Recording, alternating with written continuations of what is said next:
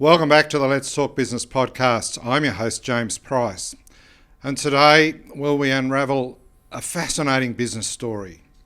From humble beginnings in a dog park to one of Australia's most up-and-coming and finest quality boxing gyms. I'm here with founder and joint owner, Gideon. How are you? Welcome to the Let's Talk Business podcast, so. Thank you. So it means a lot. It means a lot being here, man. So thanks for having me. You own Padflow along with your brother Horace, right? Yes. And we had a chat to Horace this morning at the gym, and we'll be dropping that separately. But it was a fascinating discussion. Tell us a little bit about your origin story, because you didn't start in a traditional gym. You started in a dog park. Yeah. So walk us through how you got from there to here. Padflow is one of those businesses that started because something happened, and that something happened was COVID for us.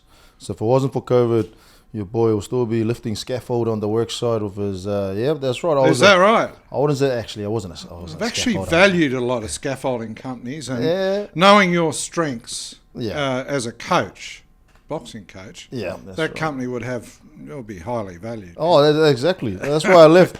Because That's I why left you on a left. high note. No, that's it. But that's how we started. We started during COVID, and the way it all started is we always say our story was a story of survival. So when Padflow started, it wasn't because we always envisioned having this beautiful gym and having this amazing community. No, we started because we needed to make money to look after our parents back in New Zealand. And Horace and I, we weren't here long enough in Australia. So I was a labourer. That's what I was. Yeah, I was a very good labourer. yeah, of course. And then Horace just started his job in Virgin Active. But then again, we weren't here long enough to get any government funding, and then we weren't here long enough to get any corporate funding or company funding from the businesses that we were at the time. So that's when Horace and I, on his way out of Virgin Active, he borrowed. We're meant to give it back, but we Borrowed in financial terms? Yeah, that's Yeah. it. We borrowed a pair of pads on his way out, and those pads there. The next day after we both got released from our jobs, we sat down and was like, man, we still need to make money. We need to figure something out. And then that's when we took it to the dog park.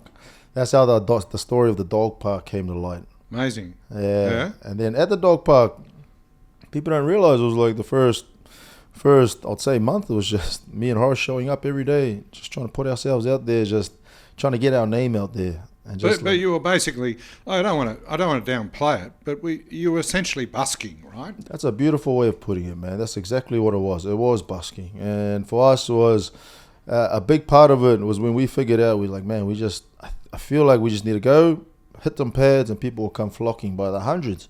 And that's the exact thing that never happened. Oh, really? That never happened. And this was a big learning curve for us. But it was because of COVID. And it's because we needed to make money to send back to our parents, because we still financially look after our parents back in New Zealand. Mm-hmm. Is the biggest reason why we had to figure something out. And the dog park was a big part of our arc when we're coming through there. And that's why even to this day, our slogans is built in the dog park. You know? Yeah. So you were there by necessity to feed your parents in New Zealand, but also feed Ourselves. yours and Horace's family, right, here in Australia. And you were busking, but hopefully selling a session of boxing. Yeah. Yeah. And how long did it take to get to the point where, you were actually selling your services, so to speak? I'd say 2 months before we actually had clients paying us. So it Wow. was 2 months of a lot of free sessions. And in that 2 months, Horace would reach out to old clients in Virgin Active to see if they wanted to come in and just get some boxing done. But I'll say 2 months. We even went to Bondi, did a lot of sessions of influencers. Oh, yeah. That was a big mistake for us. Was it? Why was that? Big learning curve for us was that wasn't our market. Thing about influencers we found at the time, they try to pay you with influence. So for us, we didn't. At the time, we needed money. Yes. And a lot of them, they'll say, "Oh, we'll put you guys on our story. We'll put you guys on our story," which was cool. It helped us get out there. But looking back now, we would have done another route. We would have went down another route and just fully focused on our people and the people that were actually trying to bring in at the time. But it's hard back then because we don't know who our people were. No, well, you were still trying to find out what the market was, I guess. And Yeah. So anyone dared to go for a walk in that dog park was fair game. Yep, that's right. I guess. They were harassed by the two Samoan boys. They're just making noise. The funny story is after I think it was a couple of weeks, we got kicked out of our first dog park. Really? Yeah, we got booted because it was too much noise. And Wow. obviously during COVID, everyone's back at home. Yeah. So after that first couple of weeks, we got booted. So we had to go to another dog park. And even at that second dog park, we were only there for, say, a week. And then we had the police show up. And they asked us that there's been some complaints around the area. So that's where we bounced around dog park to dog park. Yeah.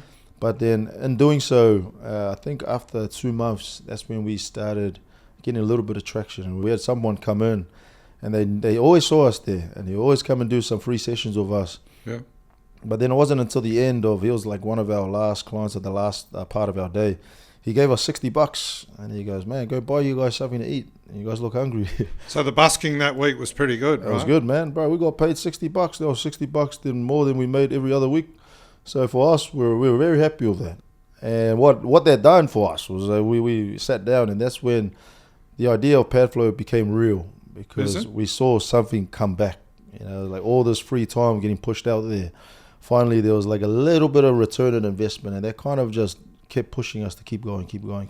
And what were you doing for the people that were buying or using your services at that time, do you think? What were they getting? I mean, they were obviously, it was in the middle of the pandemic, right? So they were getting exercise. Yeah, a lot of them did. They were getting a lot of exercise, and a lot of them, looking back now, they just needed companionship. That was a big part. That's what we realized, and a lot of them just needed to be near people. Yeah, and that was a big part. That was like a light bulb moment for us as Horace and I, and we knew that was like, man, this is more than just holding pads. People yearn more than combos and being on some sort of Instagram reel. They actually yearn for connection, and they yearn for just companionship of other people. Yeah, and that's something that we always sort of held close to us, especially during the dog park. I'm interested to sort of progress through that to your current location in Rosebery in terms of the Padflow gym. But before we do, it sounds like you were knocking around with influencers and social media right from the start. Tell us about your strategy there. When we first started, obviously Horace and I knew the importance of putting ourselves out there, because at the end of the day, what we did at the dog park, the only people that knew about us at the dog park were people that walked through the dog park. So for us, it was like, man, we need some sort of social presence. Mm-hmm. And that's when I started learning. Mind you, back then, I had no clue how to use a camera. I didn't know social media. For us, we knew we needed to push our craft, but more importantly, we needed to push our story out there. And I think that's where we understood the importance of telling our story through social media.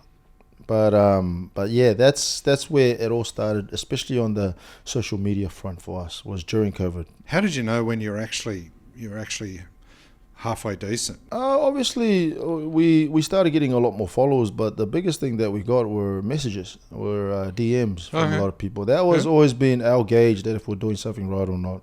We used to get a lot of messages from other people saying, man, we've been doing your guys' pad work, it's so cool. And then we hear, because majority of our following is from the States. Really? Yeah, from the States. So we used to get a lot of messages from them saying, hey, we did your guys' recent combo. Can you have a watch? Yeah. And then we'd watch it. And I was like, man, that's amazing. And we'll message them back. And for us, it was a big deal. It was like, man, I can't believe we're talking to people from the other side of the world. But it's always been a gauge for us, is the more, not so much the engagement, but more of the conversations that we had with a lot of people through social media. Did that give you confidence to say, well, maybe we're on the right track here? Yeah, 100%. Yeah. Especially when you get messages that's more deeper than just, hey, there's a cool combo. Like I remember one time, I think it would have been 4 or 5 weeks deep into our thing, we were still giving out free sessions, but we used to document a lot of our moments throughout the day, through our stories, with the people that come through. And we used to get DMs from people from all over the world saying, man, we wish we were there. We'll pay good money to be there. We'll pay good money to be there, and love the way you guys are with your guys' people. That's amazing, isn't it? Yeah, and that's when we knew we were on the right track. Was this a venture by necessity to support some important needs of families, including your parents and yourselves? Or was this always going to be a big, business venture? That's a good question. I think I genuinely believe that the necessity to provide for our family and during COVID was the catalyst for us to start something that we've always wanted to do. Mm-hmm. Me and Horace, we always knew we wanted to do something together. Okay. But we just didn't know what. And at the stages of our life back then, our roads were not really compatible. You know, I was a labourer just doing work all over Western Sydney, and he was a PT at Virgin Active. So if anything, the COVID actually kickstarted that for us. That became the catalyst for us to actually start doing something that we've always wanted to do, but I never really spoke about it much, but we just knew that that was something that we needed to do. Yeah, right.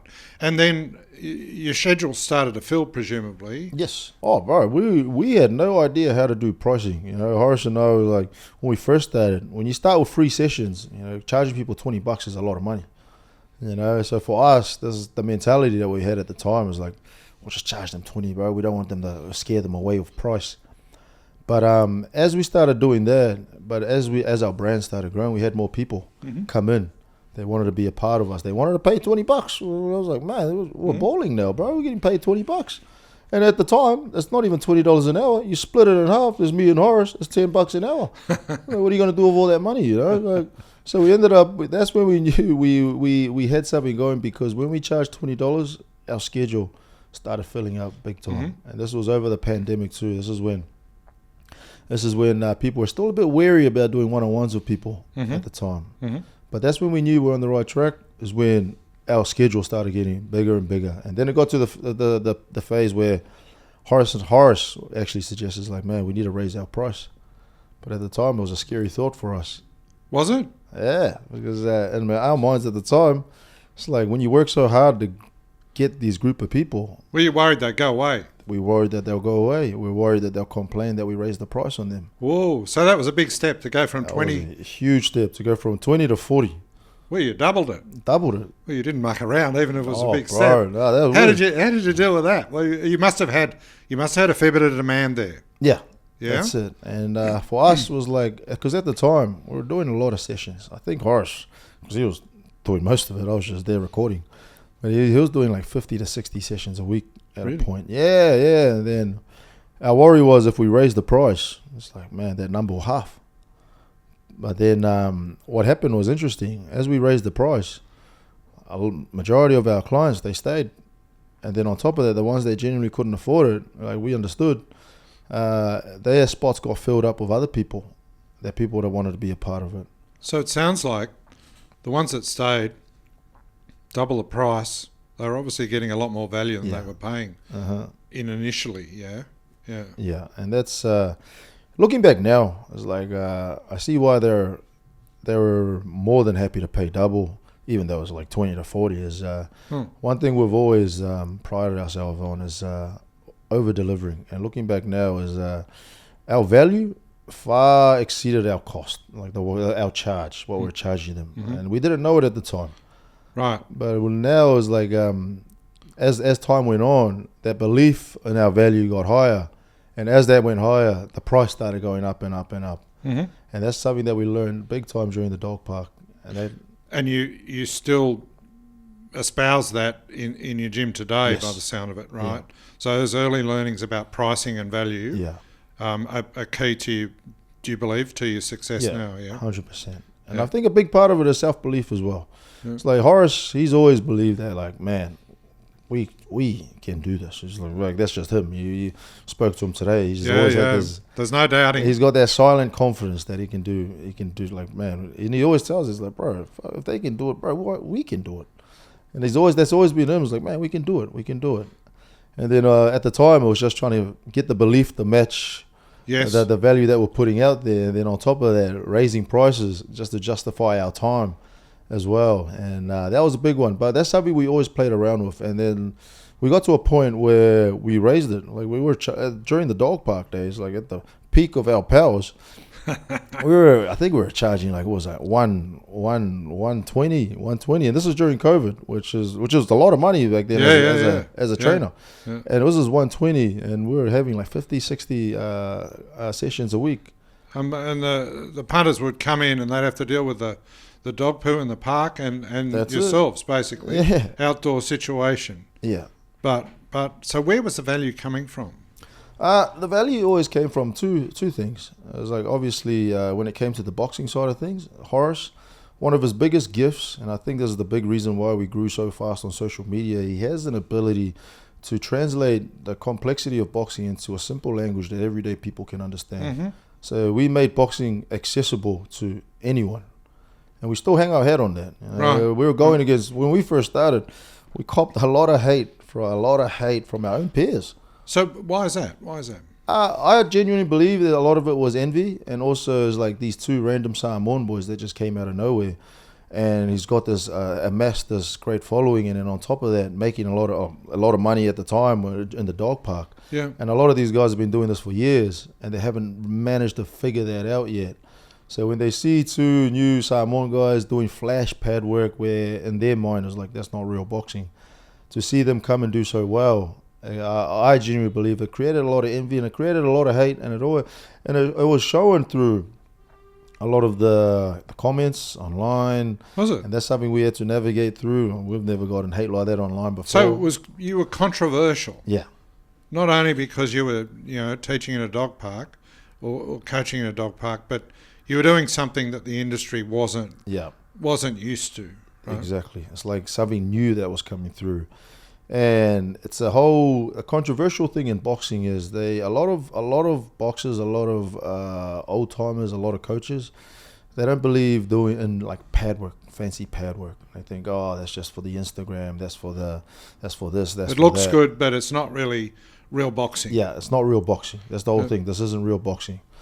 But the thing that me and Horace understood is like, we're not here to try and impress boxers. It's like, this is what people enjoyed at the time. So you had a different market than a lot of these traditionalists, right? Yeah. You'd select, and maybe they didn't realise that, Nah. but they thought you were focused on amateur and professional boxers, right? Yes. But your market was different. Oh, completely. So different. how was it different? For some reason, even when we first started to even where we are now, we have a lot of business owners come through, Mm-hmm. a lot of entrepreneurs. I genuinely believe because boxing is one of the most, I believe, the cathartic things that anyone can do. It's like great therapy for people, It's like they come in, and especially with a lot of business owners, they carry a lot of stress of carrying a business, obviously, your family at home. And sometimes for a lot of them, boxing is their escape. And that's something we understood early on. Right. And we knew that, man, for us to really grow what we want to grow, we just need to focus on our people. We're not here to try recruit boxers. We're not here to try recruit amateurs. We're not here to try impress other boxing coaches. The most impressive people, the people that were impressed most about what we did were our clients. Yes. And to us, that's all that mattered at the time. But it didn't, I'm not going to lie, it did hurt though, seeing a lot of messages. And the worst thing is we will have clients from other trainers, other coaches come over and tell us that their coach has been talking a lot of bad stuff about us. Yeah. Is that hard? Because the salmon are swimming one way and you were swimming a different way, right? Did you ever check yourself and think to yourself, well, hold on, maybe we're going around the wrong track here? Truly, there were moments and conversations that Horace and I had. Because at the end of the day, it was like, a lot of that does weigh on you. It's easy to say, oh, no, water off a duck's back. But, you're human. You listen to those little murmurs. It gets to you sometimes, especially on those long days, especially when a lot of things going on with our parents and our family, and especially at a time of the pandemic. It gets through. Yeah. There's a few, just like boxing, a few jabs, a few shots get through, man, and it hurts. Even now, as we help a lot of trainers, and a big part of what we teach them isn't the boxing. That's very easy. Me and Horace always say, teaching someone a skill, especially when it comes to boxing and the cues, that's the simple part. The hardest part is the mentality, is the mental side of things. A lot of people, especially a lot of trainers, they deal with a lot of imposter syndrome. Just like a lot of us. But especially in a world where whenever you put yourself out there as a trainer that has no record of boxing or whatever, you're heavily critiqued. Because you always get the boxers, the coaches, like, man, this guy, how many fights have you had? I was like, are you a real boxer? Do you have a license to teach people even the fundamentals? Just a fraud. Exactly. That's a big one. So, but at the time, we dealt with that day in, day out. Because every time we put a piece of content out, we'll get a lot of hate. Really? Yeah, a lot of hate. And looking back now, even to this day, whatever we put out, we get a lot of hate.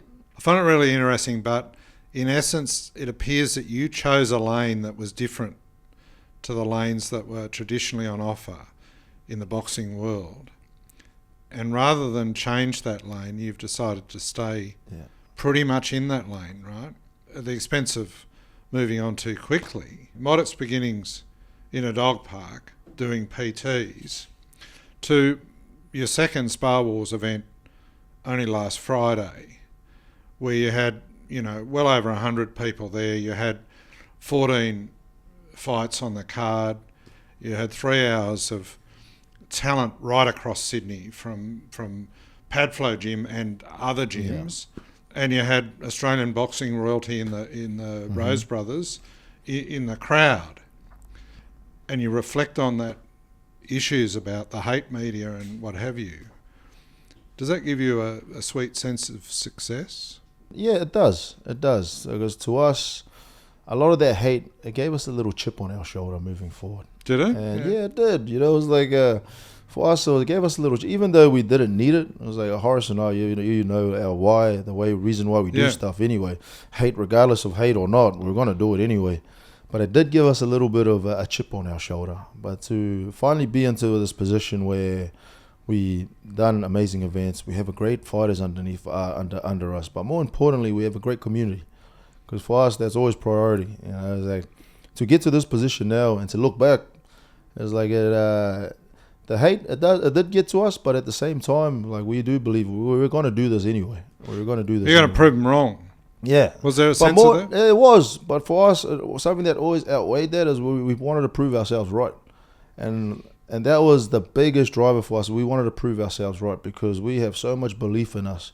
And we have so much belief in why we do what we do, especially for our parents and our own little families. Yes. Like, that was always going to get us over the finish line. But what this gave was just added an extra bit of sugar on top. We got to enjoy it a little bit more because we got to push it back into people that said that we couldn't do this, that we weren't good for boxing.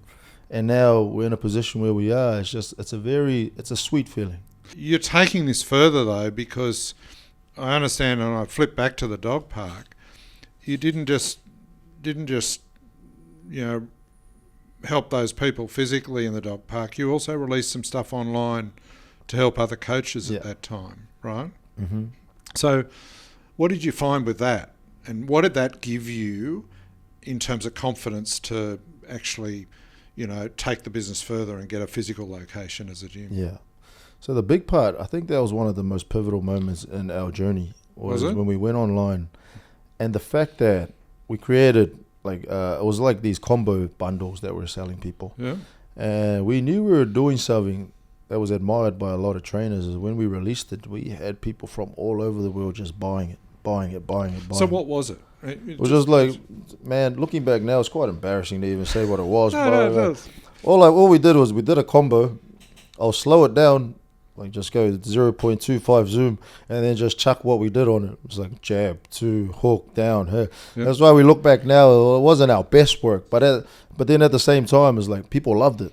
So for me and Horace, in our minds, it wasn't our best work, but the market loved it. It was helping boxing coaches. That's always been our market, especially when it comes to our thing. Our market when it comes to helping trainers is us when we first started. We're not telling trainers to go tell someone to learn the jab so they can put them in the ring and go risk their life. No, not at all. Like, we respect the sport too much to just go and do that. But then at the same time, we understand there's a big subset of the group of people in the boxing industry that don't want to teach people how to go and fight in the ring. They just want to use it as a tool to help their own people.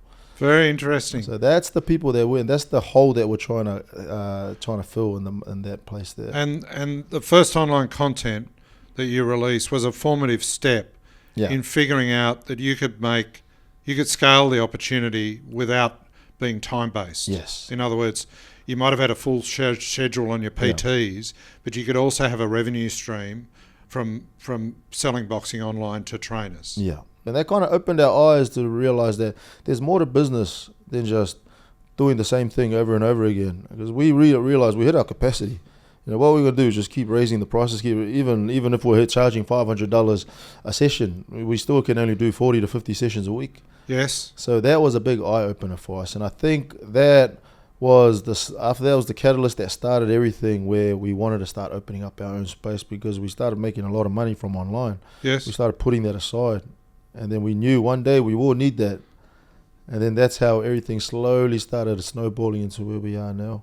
But interesting, and I want to talk about where we are now, but if I reflect on that, it seems to me that wasn't just the online course and doing that.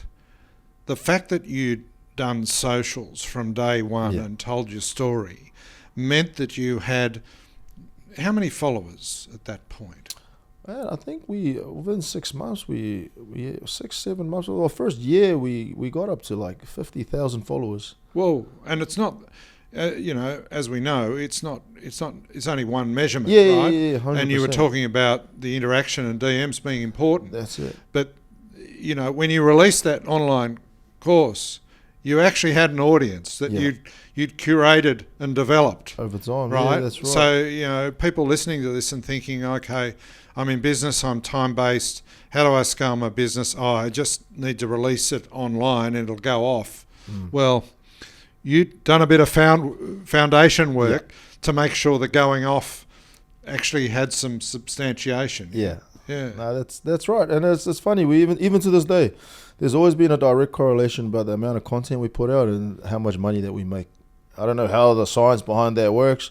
We even done it with our gym. We realized there was a moment where we weren't getting as many members in. All we had to do was we just started pumping out more content, and we started getting more members in.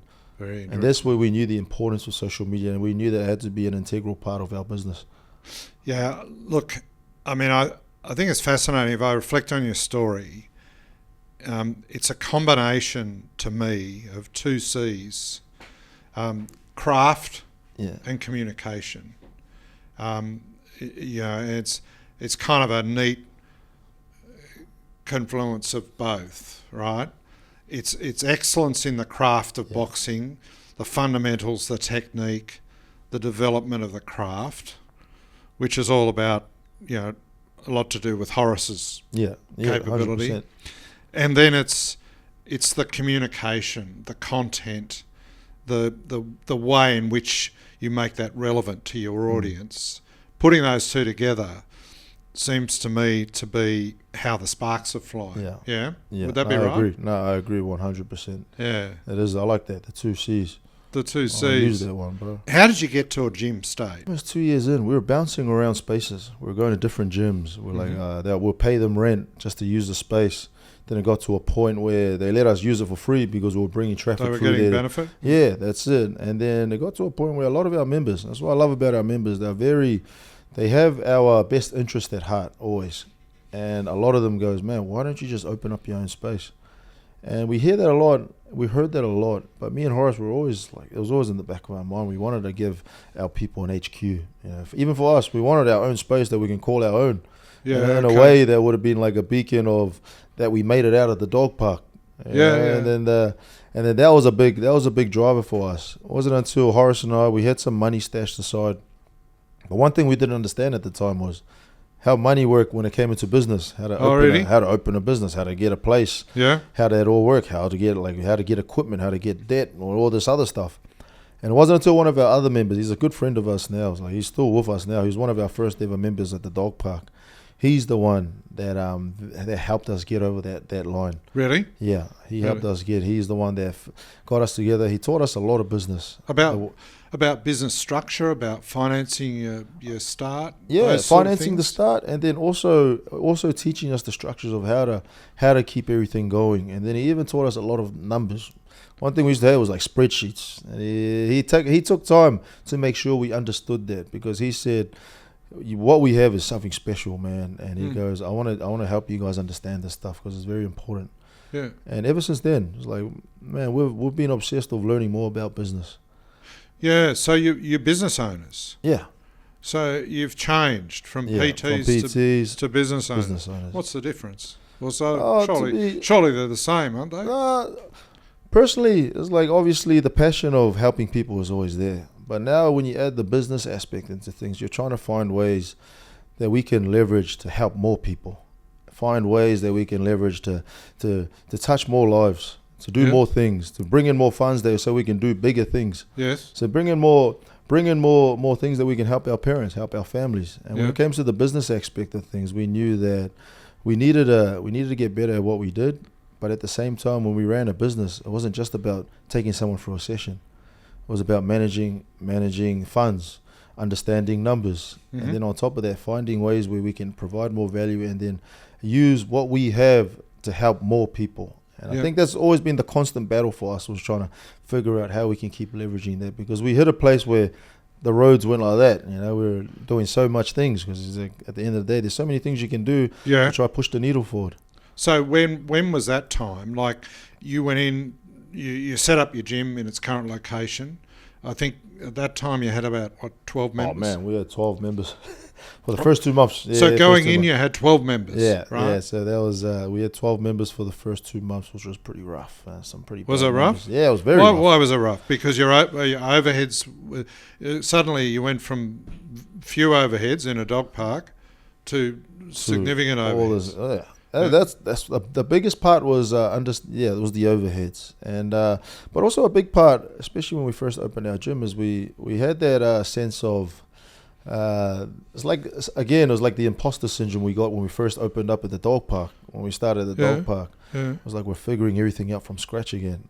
Right, so it was like it wasn't seamless. It was like it's like we're speaking a whole new language, man, because we went from being very good at what we did in the dog park, starting at the bottom at this new journey for us at the time. Was that because of group sessions rather than PTs? And then on top of that, it was the pressure of the overheads. On top of that, it was figuring out numbers, figuring out marketing. We had to run classes that people enjoyed. And obviously trying to sign people up. As I told you before, that was the hardest thing. The first couple of months was because I was the guy that had done the intros, and then Horace was the one that ran the classes. And obviously we only had like 2-3 people at the class at the time. But even trying to get people over the line was a struggle. So why was that? Is that because boxing's very competitive and there's plenty of places to go, or what was the issue there? The biggest issue there was the belief. And since I was the one running the intros, it was a big part of it was a mental block. You know, if you saw what we did, or what I did back then when we first started, some of our clients still laugh now. It was like at the end of the session, I was that nervous because we're in a whole new venture. We're like in a gym now. I couldn't pull the trigger on asking them to sign up. So we would talk about everything, man. I would sit them down. I would hear about their life. One guy went through a divorce. I was like, man, tell me more. And I'll ask them, tell me more, because I didn't want to ask them, you guys want to be a part of our gym, man? You guys want to sign up? So you were keeping the Samoan jab in that was hosted. Yeah, it was hosted. There was no way it was going to come out. There was no way. You just couldn't do I a couldn't deal. do it, and I didn't know why. Looking back now, I cringe now because, man, I speak a lot. You know me now. No. I love this. This is what I love. But at the time, I couldn't get over the line because I think it was, if we were in the dog park, if you saw us in the dog, we can sell the hell out of people, man. It was easy for us. So you weren't confident in your offering. Is that the issue? That's it. That was exactly it. And I think a big part of that is because since we started our gym, we knew that what we had at the time, it wasn't our final product. We're figuring it out. Right. So I lacked a lot of confidence in offering something that I didn't even believe in at the time. Not our craft, but the structure of how we were running our gym. Okay. And then that acted as a big sort of roadblock. But how'd you get over that? Horace, I watched him do it. And Horace is the complete opposite to me. He's very direct. I remember he took one because I was there and I had someone else. He went and took someone for an intro, and at the end, he just went for the kill. He just went, so you want to sign up to the week or do you want to do the monthly? And then the other guy was like, I'd love to do the weekly. And I was sitting there, I was holding pads, so I stopped holding pads. I was like, hang on, man. I looked and I was like, bro, I can't believe it's that easy. Isn't that interesting, eh? Bro, and that's what gave me the, that was the thing that tipped me over the edge. I was like, man. And ever since that moment, it's been a breeze. It's like, I love this. This is what I love to do now. I love introducing boxing to people, and I love introducing them to our offer, man. I was like, I'd love for you to be a part of what we do. Yeah. But that was a big turning point. Was seeing. But that period of indecision and lacking confidence really made it tough for you guys in the early years. Yeah. Didn't it? 100%. Yeah. Was it only that issue? That was a big part of it. It was like we tinkered with our offering for so long. Yeah. Because we were just doing stuff that we saw. We'll just go see what these guys are doing and we'll apply it, and having no idea if their business structure actually works. Yeah. We're that desperate to just try to get something going. Yeah. It's like we're in this new arena. Like for us, we're just doing what we saw, and and a lot of it didn't work. And that was a big part of it, was figuring out what pad flow is. It was like what pad flow gym is, finding our own identity, not just in the way we teach, because I feel like we always knew what we're capable of doing, but in the way we're structured, in the way we run our sessions, our whole ethos as a business and as a company, and as us as brothers who are just who's starting pad flow. So from 12 members, you're now about what, 120? Yeah, that's our capacity. And that's your capacity. Yeah. So you don't want to grow any further than that? We noticed the more people that we have in, we slowly lose what makes pad flow gym. And that's those interactions, those moments that we share with a lot of our members. Mm-hmm. And so we made a decision that 120 is a good number where we're still pushing the needle, we're in the green, but at the same time we can provide value to our clients, and they still get that, we call it the pad flow experience. That's very interesting. Been talking a bit about this. I look at a lot of businesses and they go through growth cycles, and some have philosophies to grow revenue significantly and then to see that drop at the bottom line. But sometimes they lose clients through those heavy growth phases because they lose the essence of what their business is to their clients. Yeah. And for us, that's another reason why Horace, we knew that's the cap that we wanted at the start, because we knew that's the level where we can still provide what we do. Yes. But then at the same time, what we did was we knew since it's only going to be 120, we bumped our prices up. We knew that we still got to get more revenue in, so we bumped our prices up. That's what we almost doubled our pricing again. So when did you double their pricing over the period? I'd say over the period, the end of the 2 years. So the end of that first hard 2 years. First hard 2 years is when we started seeing progression in what we were doing. Straight away, we were like, man, we need to do what we did in the dog park. So you went from 20 to 40 in the dog park. And now, I guess, different basis because you got group classes, but a member pays what, roughly 100 pretty much a week. 100 a week. Yeah. So we ended up we wanted to be the most premium price gym in Sydney. So how did you come up with that number? We looked at the competitors. A lot of them were like the higher end ones were like 79, and we were like, man, we'll just make it 100. There was no. I wish there was like some sort of algorithm that we ran it through, but we're just like, nah. I think we're more valuable in a very way that we were. I think we're more valuable than a lot of them. We do a lot of good work. We wanted to push it up even more.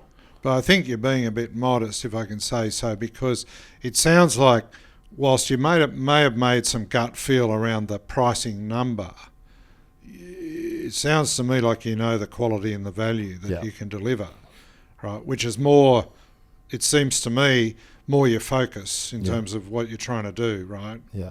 So are you and Horace supremely confident about delivering that? 100%. That's why the second time around, we never felt bad about raising a price because we understand what we deliver. And we always say that's why we do a free intro for a lot of people. And that's why it's so easy if people come in, we show them what we do, they meet our community. A lot of times I don't even need to close them. They're asking, hey, where do I sign up? Where do we sign up? And that's when Horace and I knew, wow, we're doing something right here. We're on the right track. Also, I want to dwell on that because it sounds like it's specific to your business and your gym, but that whole concept of price and value from a valuation perspective in reviewing businesses and how their journey has been, right? No matter whether it's a scaffolding business, a gym, a manufacturing business, a service business, the ability to price and deliver according to the scope and the degree to which businesses fall foul of that, right? In other words, they don't deliver or they don't on time or they don't deliver on scope with quality. It has huge impacts, or can do, in terms of future performance. because in a competitive market, where the customer can pick others, you try and pull the growth lever down and get more clients and pull that down hard. And businesses do sometimes. They say, we want growth, right? We're going to double this year and double next year. And then they say, we're even prepared to give away a bit of margin to get that growth. But the other side of the coin is, well, hold on, did anyone ask whether you can deliver to the same time frames that you're offering, right? And often the delivery side doesn't follow the growth bandwagon. And then there's a mismatch. And then the very next year there's a hole because they wonder why people aren't coming back, right? And so, I'm fascinated to see how you've navigated that. And there's no right or wrong, right? I'm not saying, a business model is not about growth. It can be. But I guess you've made the judgment, well, we want to bank on what we can control. Yeah. And this is our capability and we can deliver to that. Yeah. Yeah? Yeah. That's exactly it. What gave you the sense of maturity to take that approach beyond the 2 year, I wonder? A big part was always Horace, and I always go back to that as like Horace. He's always been the one that he had a very, very vivid vision of where he wanted to take Padflow Gym and take our brand, and it's always been him. As I always tell people, he's like the visionary of what we do. Really? And I say that happily now. Before, when we first started, there was a lot of clash. I wanted to go one way, he wanted to go one way. But the only way I wanted to go the other way at the time was because he was going that way. So why was that clash? Was it you were both trying to do the same thing? Yeah, that was a big one. When we first started, we had it in our mind that we had to half responsibilities and duties. Yeah. Regardless if it's something that we're good at or not. Yeah. So I was trying to do operations. Horace was trying to help with the marketing, which is just a nightmare. And that right there, man. Don't give a phone to Horace. That's all. That's it. Never give a phone to Horace. Everyone knows when Horace is doing our stories because it's just a video like that, and then you even see him looking, trying to turn the camera button off. So, he sounds like me. Yeah, that's it. So everyone knows. So it came to a conversation because at the end of the day, we're always going to want to do what's best for us because we both share the same why. And that is our parents. Yes. And that's so for us, even though egos get pushed here and there, and there's always that battle in there, but at the same time, we always sit down, we always come back to the same thing. It's like, man, what's the best for what we're doing this for? Right. And that was a big part. Was when Horace, it's the first time I ever seen him, he held himself accountable, and he goes, look, I trust you to go do all this on your own, man. And he goes, I'm sorry that I've been trying to sort of cut that side off and trying to control it from my end. Yeah. But he goes, I want you to go out and do what you believe is best for our business on that side. And this was the marketing, social media side of things. And then for me, that was a huge honor. Because at the end of the day, I look up to my brother. So you're both also Samoan culture. Yes. He's the older. He's the elder one. Right. So you're supposed to look up to him. Exactly. And right? we're supposed to listen to him. Yeah. And in the Samoan culture, you always respect your elders. You always listen to your older brother, your older sister. Yeah. And what Horace did that day is he broke that cultural link, and he said, look. Sometimes he goes, he'll rather put what's best for our vision and our family first. Yes. Before our cultural ties coming up. Wow. And that was a big moment for us because that gave me permission to go and really do what I saw was best fit for our brand at the time. And at the same time, there was a lot of pressure on me. Yeah, put accountability. Yeah, because now I can't use the excuse, bro. The only reason it didn't work is because you were there. You're trying to do your own thing. And then, so now put accountability on me. And then that actually made me try to be the best at what I do. And we always say, I strive to be the best storyteller of what we do and the way we perceive our brand. And I feel like I've held true to that since we both hit that point. To me, to get to that place in a business, whether you're brothers or just business partners with no blood ties, or part of a large team with different layers of leaders and managers and others, it's key to delivering a supreme level of productivity and success in business. You know, the team play, but being able to, you know, trust each other's strengths and not step over them, and build a culture around that. It has so many positive benefits, of which you will have seen. But it doesn't matter what business. You know, you can have a reasonable set of financials, you can have a reasonable market, you can have a reasonable offering, but if you haven't got that people and culture aspect working, you can go out of business. There is one thing that welds you together apart from being blood relations, and that's the why. Why are you doing this? What's driving your passion and motivation, yours and Horace's, for what you do at Padflow? It's funny because it wasn't until I went back home recently to go uncover their story. I remember a lot of our members, they know how much our parents mean to us. And so a lot of them, they always question us like, man, we always curious why you guys love the hell out of your parents, man. And it wasn't until I went home and I uncovered the story of their sacrifice, you know, what they did for us. And for us, we saw it firsthand growing up, the adversities they had to go through.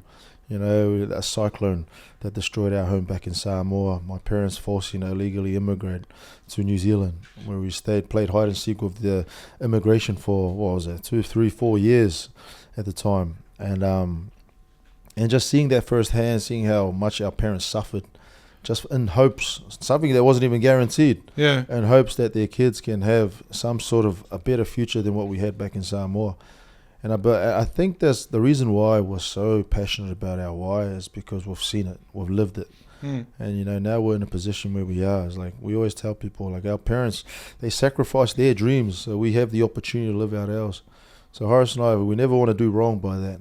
No. So every time we hit a slump, even in business, whenever we clash, like at the end of the day is like the biggest thing that will always drive us forward is knowing what our North Star is. Our North Star is our parents and our family. Now that we have kids of our own, that's added more fuel to our fire, But I know a lot of people share that same sentiment of their parents. And I remember going back, which was pretty cool, and documenting my parents' story. Oh man, our DMs got flooded by a lot of people saying, thank you for sharing that, because for them, a lot of people, they get so comfortable living their life that they forget what their parents went through. Yeah, amazing. To put them in a position where they are. And that is why we're so passionate at what we do, and that's why we have that mentality. If we hit a wall, bro, we'll figure it out. We'll figure it because we have to. We have to. And that's what we always say. Our parents, it's true struggle isn't business. For us, true struggle is what our parents went through back in the day. Staying on people's couches, couch surfing with their kids. My mum had to dig potatoes up around at the yard just to try feed me because I was a baby at the time. I understand she had all sorts of problems getting nappies around you. Oh yeah, that's right. We didn't even have money for nappies, so she had to cut up rags and then use that as a nappy. So even that, listening through a lot of that, and then just listening through how I feel like they felt at the time. A lot of people didn't look at them as humans a lot because of how much that we were broke, how much suffering that we were going through at the time. Yeah. And listening to that's why it gets very emotional, especially when we went back home. And it's always just reinforces why Horace and I are so deep in our why. And it's like we never hesitate to tell people the reason why we do what we do is because of our parents. I think that's beautiful, not just as a story. And I don't want to downplay that at all. No. But I also think the way you and Horace bring it to your business and to the community within your business is very special, right? I mean, a lot of people would keep that story to themselves, either because it's a vulnerable part of their history or they just don't want to share it. Yeah. But the strength of you and Horace and your personalities in the business, to me anyhow, from what I've experienced in the short while we've known each other, is in part embellished by that story, right? It's given, it made me think a lot about actually the businesses that I value and advise to and often help clients sell, and And unless you're a business that can tell its story and have a genuine story that's got, facts and evidence Yes. and meaning behind it, you're really a fraud. Yeah. Right? Now, I know that sounds pretty tough, but that's the reality of it. If I'm a banker by trade. Excuse the barbecue discussion, but basically, people with money investing in whatever, they invest in the story. Yeah. No matter whether it's the largest company on the stock exchange or the smallest business in Australia, they will invest in the story and the strength of the story and the sustainability of the story moving forward. So, that's why I think that your story is so important, and I can see why. It's part of your why. Yeah. Yeah. And it's not. Thinking, and just on that is just that's so true. As a part of the story is. Funny thing is, growing up, we were embarrassed of our story. Because Horace and I, we always thought it was tainted of suffering and shame. Of course. And it wasn't until we went back home we realized that our parents never looked at it like that. For them, it was like a badge of love. It was their biggest accolade they ever done in life was bring their kids into New Zealand, went through all their suffering to see where we are now. It's amazing. So it was always, whenever we go back, that was the biggest surprise, was the way our parents spoke about our story. They spoke about it with so much love. They spoke about it from a place where it was just so warm. And like they mentioned the people that helped us along the way. And I think that's why growing up, all we known from our parents was kindness, respect for others. And I think that's what we subconsciously just didn't know that we did, but we brought that into our own community. And you've been to our gym, man. You know how we try to explain it to people. It's like it's when you come into our gym, it's just different. It is different from a community perspective, right? And a lot of businesses say that they build community in their businesses. What does community mean for Padflow, do you think? Community to us, in essence, is Horace and I, it's never compromising our values.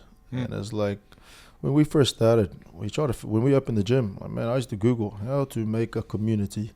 And I was like, did you? And that's how I'll type it as well. How to make a community. I'm serious. It was like barbecue events. I was like, oh, cool. I'll do all these things. And the more we learned, the more we did business, the more we realized, man, that's got nothing to do with community. Yeah. That's your barbecue event's cool, but that's just you just push people to one place and now they're eating. Without the substance of what true community is, and this is what we always describe it to a lot of trainers who are trying to build their own one. We go, for us, the biggest, the most important element of any community is how the leader treats every individual. And every person at our gym, they know that when we're speaking with them, that we're giving them our all. Yes. When people come through their intro, I'm giving everything to them. Yeah. Because I know like the importance of having someone in front of you, and we always knew that was always been our secret weapon, building community. We're at the dog park, and we had a crazy community. We don't even have an HQ. You know what I mean? It's like we'll have members that just come in. It's not even their time of day, but they'll just come hang out. Yeah. And that's been one of our biggest keys in our community. And the best thing is, it's like it trickles down. When the leader of a group is doing a particular thing day in, day out, you can't help but remember and go do it yourself. And so that's been a big part of what we do. But there's the evidence of the story, right? And I've seen that. Yes. Right? You two Usos leading the band, you're the leaders, but I see your members and they do things that they've been, watching the leaders do. Yeah. Right? So when you're in that gym, it's not just two Usos leading the game. So that's very special, right? Because these are people that are paying you for a service. Right? Yeah, but they're also taking on your behaviours and standards themselves, and then they're, in some instances, displaying those to others. Yeah? I agree. And it's funny because I remember we had a conversation the other day, and it's like, it even goes, we've even tried to boil it down to the reason why they feel so compelled to do that. And I genuinely believe a big part of it is when everyone comes to a boxing gym, whenever they come into our space, they're in one of their most vulnerable states. Yes. Even a lot of the business owners. Yes. These are people that are well versed in their field, and now that they're in an arena where they have no experience, it's a very intimidating place. It's boxing. Everyone around, when you walk through the door, everyone in this room could beat me up if they wanted to, man. But it's such a vulnerable space, and to be met with so much warmth, so much respect, and so much understanding and empathy, especially from the person that owns the place. You go take them through a session while they're the most vulnerable. By the end of it, they have a lot of self-belief. They see a lot of progress. And I believe, I looked into it, it's emotional reciprocity. Yes. So it's when they come in, after that, they feel like they need to pass that on. They need to give it back to us somehow. And I think a lot of times, especially a lot of our members, that's why they feel so compelled to go help someone that looks like they're a bit lost, or welcome someone who's new to the gym, because they too were that person that was new to the gym. And it's so funny. It was like, these are our members. Like, they paid a membership, but somehow they feel like they still owe us something.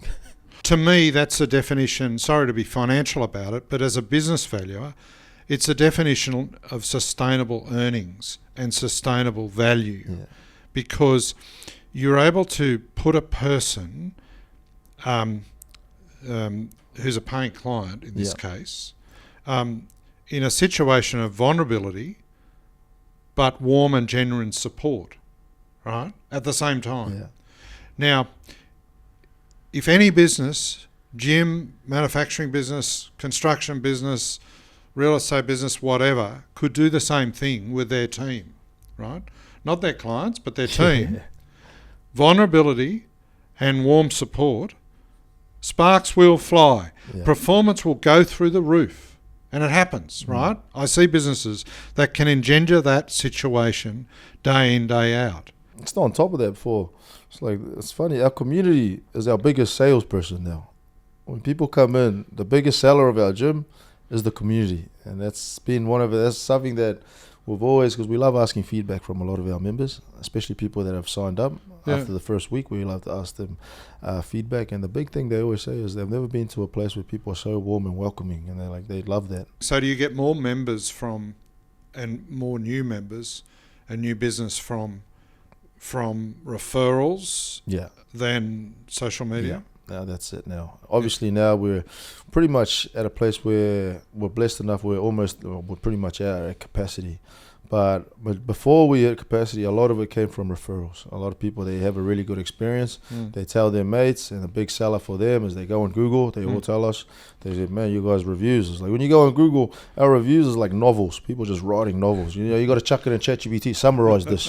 Like that's how deep our reviews is. It's one of our biggest flexes. You got to read our reviews. I read it too sometimes. When I'm having a bad day, I go look at the reviews. That suddenly picks you up, right? Oh man, that's it. It gets me going. I was like, wow, that's crazy, man. And like these are people that win, and they actually felt compelled to go and leave something nice for our business.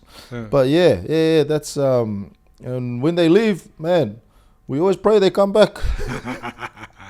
So where to from here? Our biggest thing now is to really pour time into our academy, because our whole thing was always we wanted to give the Padflow experience to as many people in this world as we can. And at first our plan was to open a lot of gyms all over the world. Was it? Yeah, there's always been, that was our plan when we first started.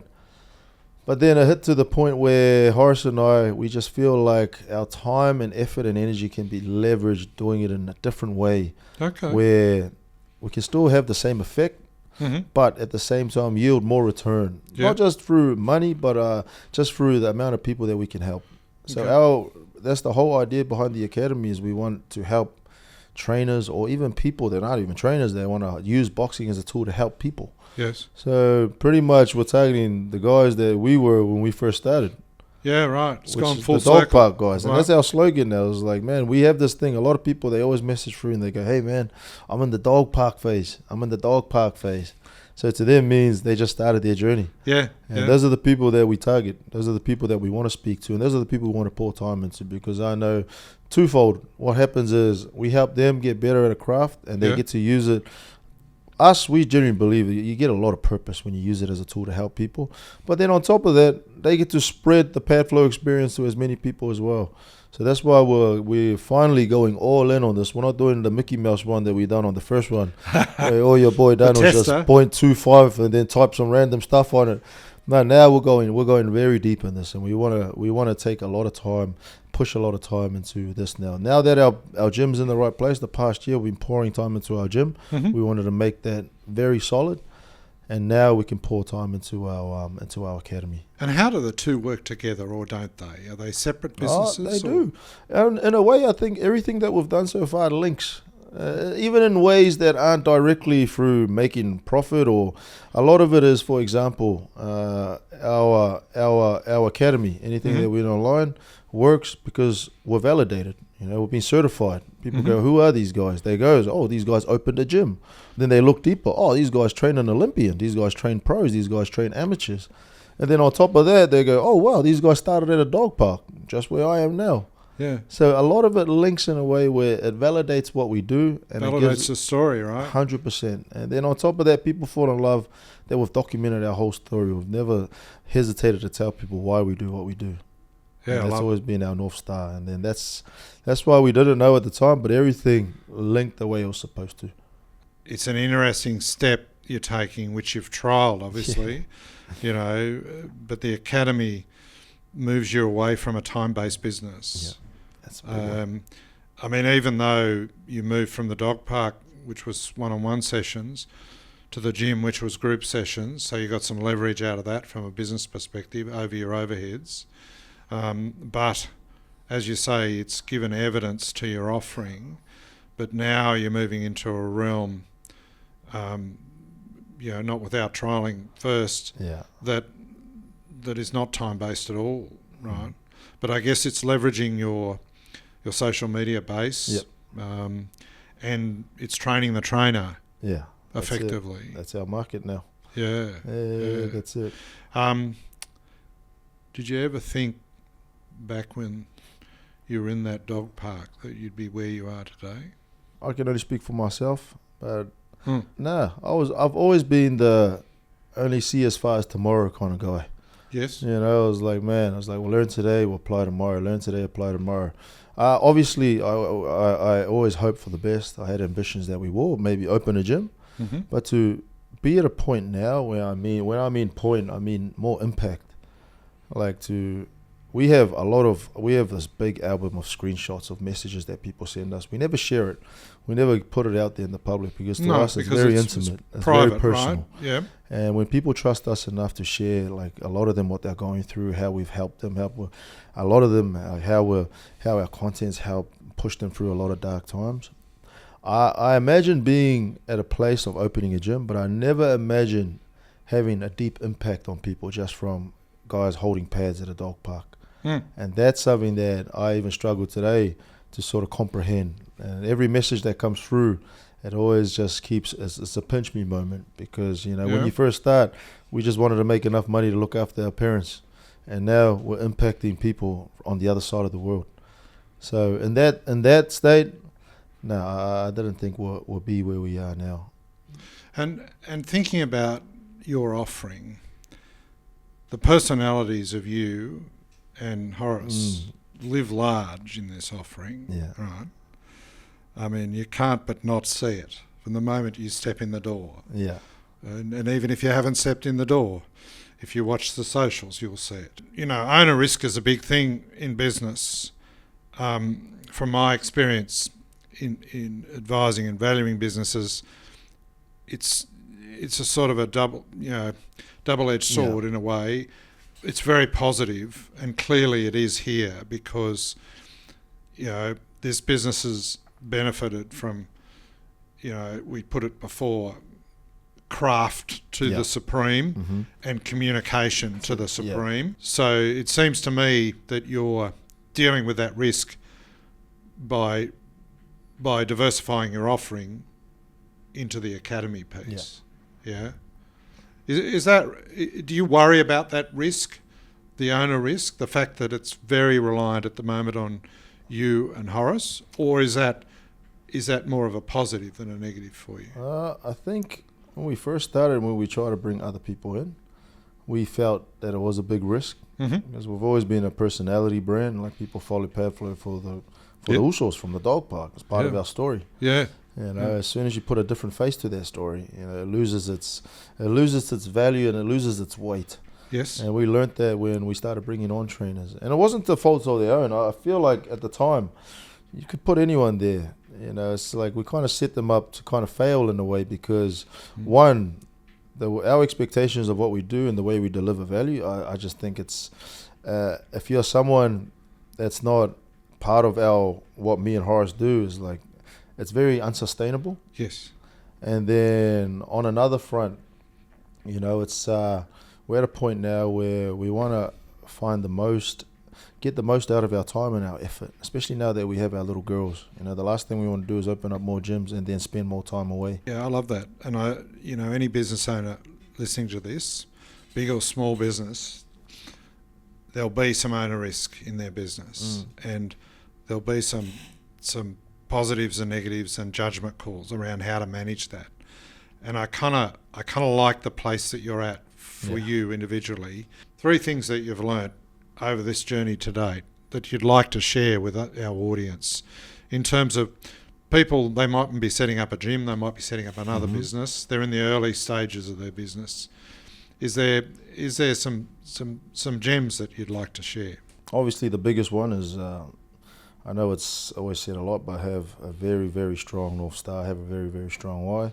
Because what we realise is business gets very tough, man. If you don't have something that's pulling you out of those dark times, you're gonna pack it up. So know why you're here. And know exactly and why keep you're that here. front and centre. That's exactly it. Yeah. And another thing my brother always said is be open to change. Be open to change. Things are always going to change. Things around you are always going to change. We started in a pandemic. We thought one-on-ones was always going to be the way to go. And then after that, things changed. Even the way we teach, it changes. But at the same time, hold on to what makes you you, but be open to change with the things that are around you. And that's been something big for us as well. So it might be you stay in your lane. Yeah. But if you know what's going on, you might shape that a little differently. Yeah. And the way we see it is like what worked for us 3 years ago doesn't work now. Yeah. You know, we got to keep up with the times. Yeah. We always got to keep adapting. And a big one, especially for our, a lot of our, I always sit down and I always envision what I will tell us when we first started again, if we were ever to go back there. Yeah. And a big thing for me is, man, like enjoy the whole process, especially if you're doing it with family. Like I know when we first started, we heard a lot of people say, man, never do business with family, never do business with family. Right. And it's been the opposite for us. I wouldn't have gotten this far if it wasn't for my brother. And I know if he was sitting here, he would say the exact same thing. Yeah, right. And to us, it's been one of our superpowers. It's been able to lean on each other, and it's been able to know that blood has always got you.